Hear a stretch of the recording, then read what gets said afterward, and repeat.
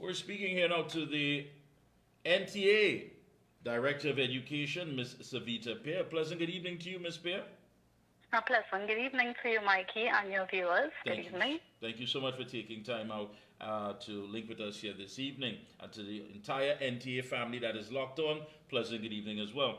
Earlier this week, the Speaker of the House of Representatives, Bridget Anisette George, made mention that it is important for young people who have the ability to articulate their views on critical issues to do so on behalf of their counterparts who cannot. And of course, she was making these pronouncements at the closing ceremony of the 20th National Youth Parliament at the Red House earlier this week. She said that youths must speak on and for youths, and youths must speak on all national issues.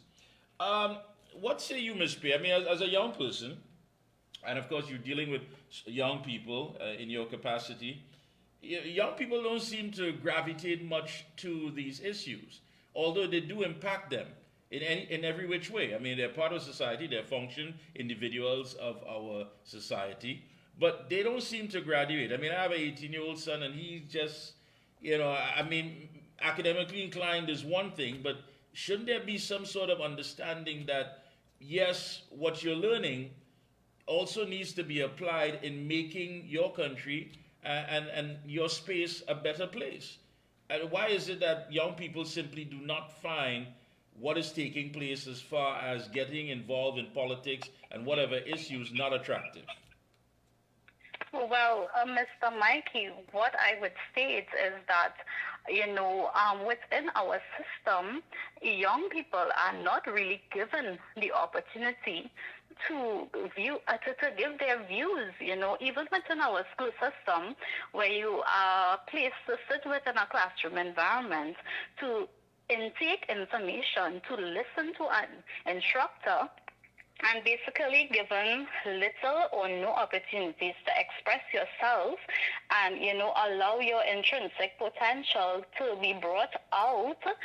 I think this is what we have been cultivating within our young people.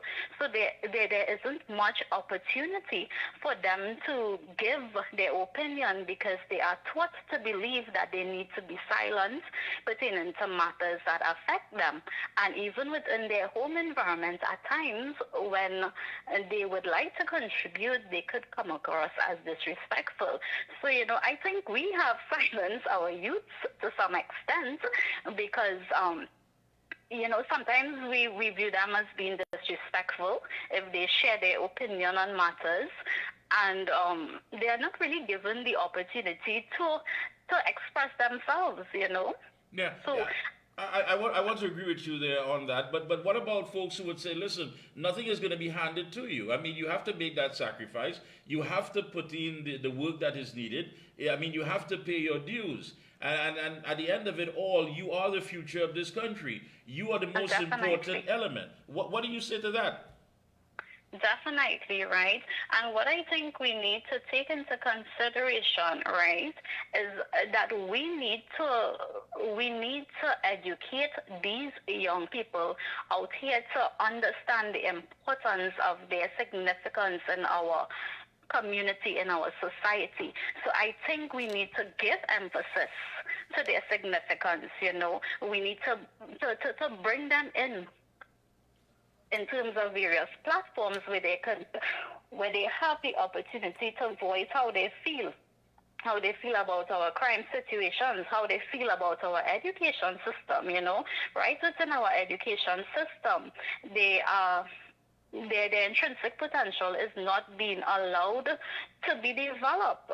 So when you are within a system and your intrinsic potential in terms of what you want to learn is being suppressed, you are taught to more or less refrain from, giving your suggestions as to how you feel, what you want to do. I personally believe every learner is academically inclined, but we as individuals, we as adults, don't give them the opportunity to express where exactly they want to go, where exactly they see themselves, channeling their developmental process as well. At times we have expectations for our youths, our children.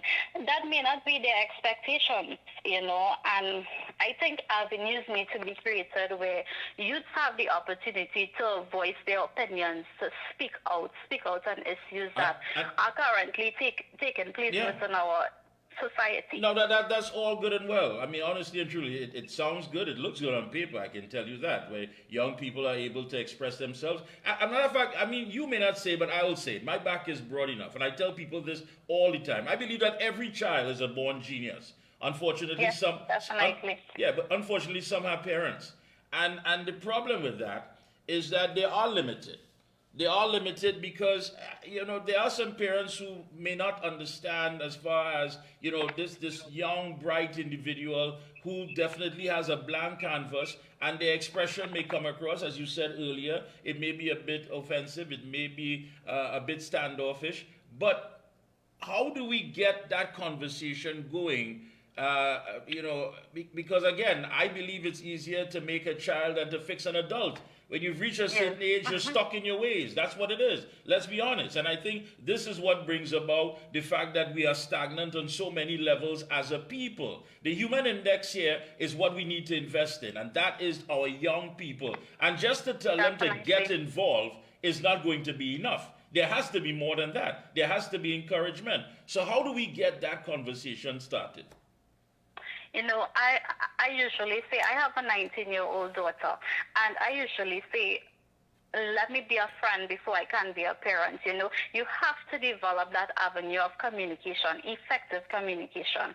And I believe too, parents need to be schooled in terms of effective communication, because at times, we all want the best for our children. We all want to see them follow the right path, go in the right directions, make the right choices, decisions. But in order for that to happen, we cannot use the big stick approach all the time. We need to be able to be able to voice our opinions, and we need to be able to listen to their opinions as well. Whether or not, we take their opinions as valuable, they need to feel a part of what has taken place. They need to feel significant to our environment. They need to know that their contributions are valid. We want to hear them. We want to understand how they feel as a society, as an individual. We want to consider the socioeconomic issues that they may be dealing with within the school environment, within their peer environment. What are some of the issues they face? We want to be able to develop that rapport with our youth so that they don't lean in the wrong direction or, cling to the wrong society. We want to develop our society. So I believe we need to train these young people as well in terms of effective communication. We need to train our parents as well. We need to develop programs where we advise parents how to communicate effectively with our kids. We need to advise them. And so we need to have that conversation, and that's established. And I agree with you. I don't know if you're getting some feedback there. You may have the television on too loud or whatever it is there. But I agree with you on this. Now tell me, and I'm going to put you on a spot here, 3 things that a National Transformation Alliance government would do to get this conversation started. We believe in opening the platform for young people to have the opportunity to take on roles that are valuable. So we encourage youth to join our political party. We encourage youth to be part of this collaboration. We encourage them to let their voices be heard. So we provide that platform where we don't see you as too young to be in politics, too young to give your opinion, too young to work within your communities and work with your peers. They are valuable, and we welcome them into our political parties.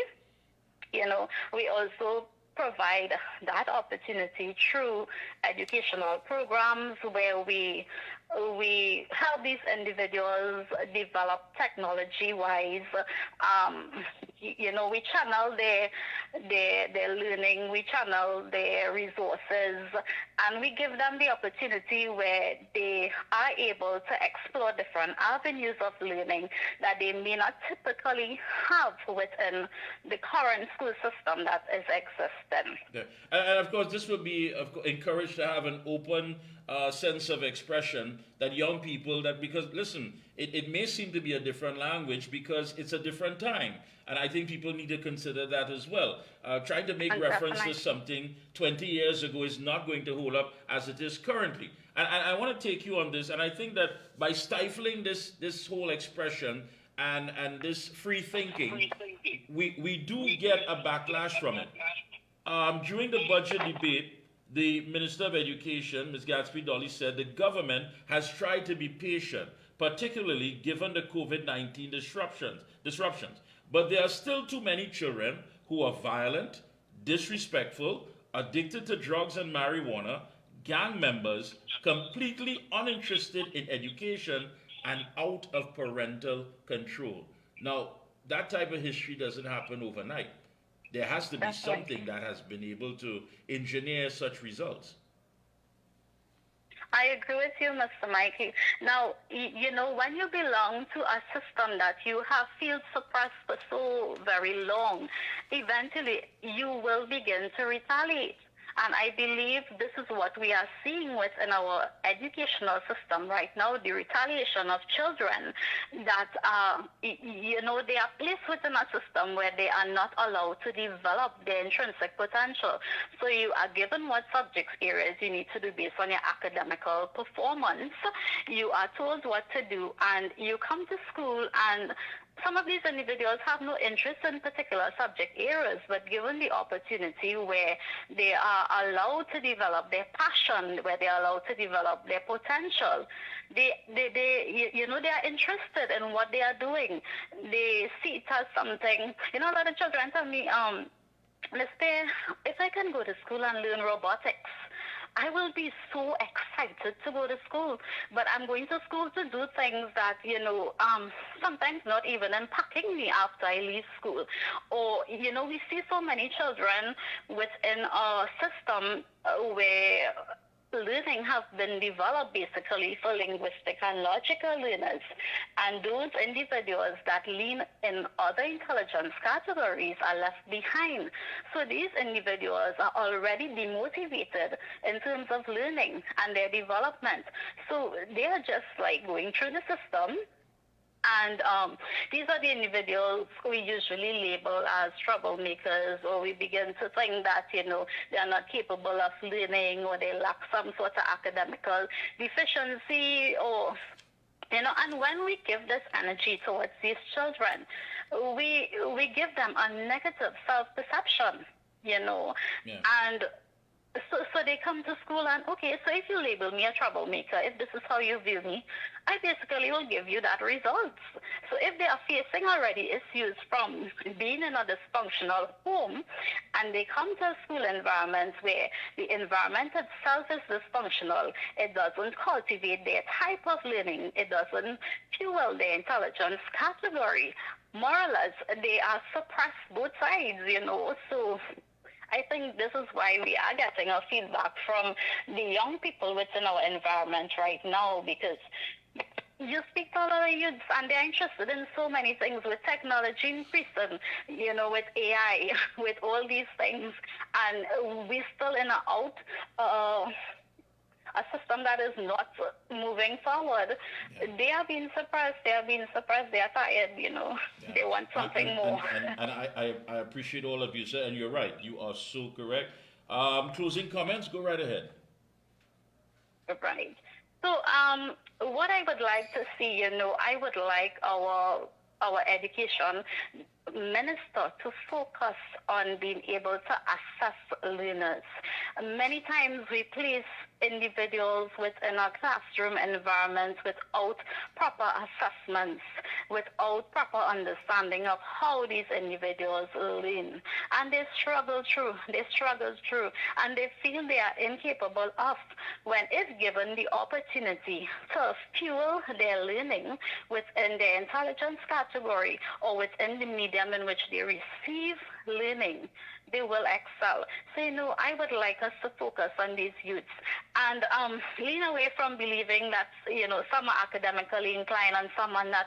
We all are academically inclined. We all are born with the potential to excel and succeed.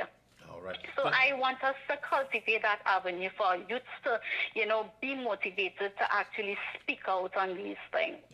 Thank you. It's been a pleasure, Ms. Pierre. Thank you so much. And we will be checking in with you, of course, again on this issue. Best of luck to you and your entire team, the entire NTA family. And it's been a pleasure indeed. Thank you once again. Thank you very much. Thank you.